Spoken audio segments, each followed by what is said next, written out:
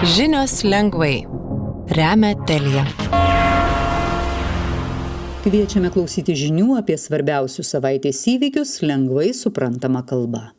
Lengvai suprantama kalba reikalinga žmonėms, kuriems yra sunku skaityti ar suprasti įprastus tekstus. Seimo rinkimai Lietuvoje.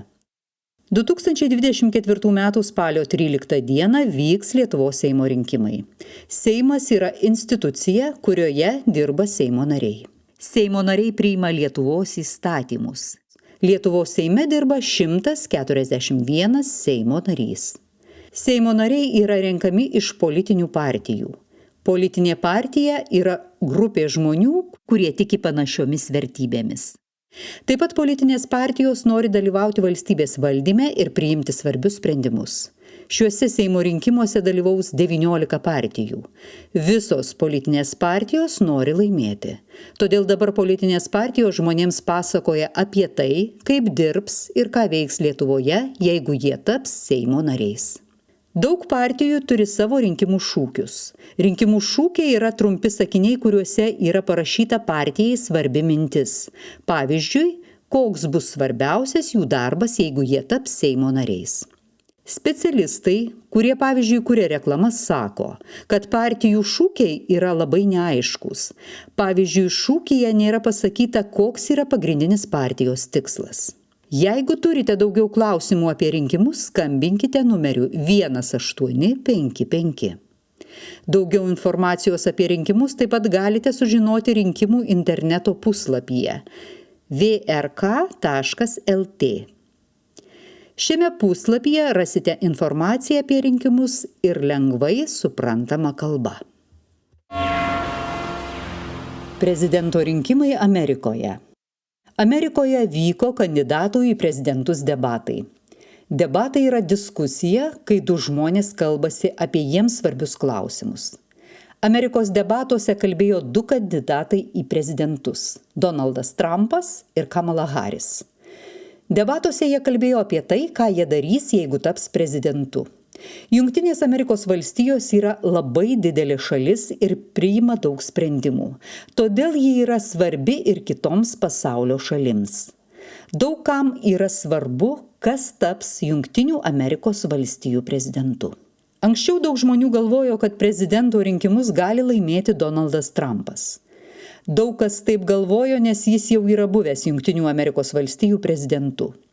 Tačiau Liepos mėnesį Kamala Harris paskelbė, kad ir ji dalyvaus prezidento rinkimuose. Tada žmonių nuomonė pasikeitė. Dabar yra žmonių, kurie tikisi, kad prezidento rinkimus laimės Kamala Harris. Specialistai sako, kad debatų metu Trumpas pamelavo net 30 kartų, o Kamala Harris debatų metu pamelavo 1 kartą. Prezidento rinkimai Jungtinėse Amerikos valstijose vyks lapkričio 5 dieną. Būsto paskolų įmokų mažėjimas. Europos centrinis bankas pranešė, kad sumažino būsto paskolų įmokos dydžius. Paskola yra pinigai, kurio žmonės pasiskolina iš banko, kai jiems reikia pinigų. Pavyzdžiui, namui. Kai žmonės pasiskolina pinigus iš banko, vėliau juos turi grąžinti bankui. Dabar žmonės turės grąžinti mažiau pinigų, nes būsto paskolų dydis bus mažesnis. Specialistai sako, kad dabar žmonės turės mokėti apie 30 eurų mažiau negu planavo.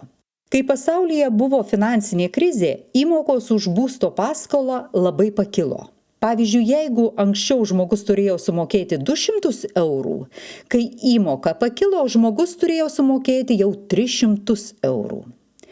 Specialistai tikisi ir sako, kad įmokos už būstą ir toliau mažės. Tai reiškia, kad žmonės turės grąžinti mažiau pinigų nei dabar.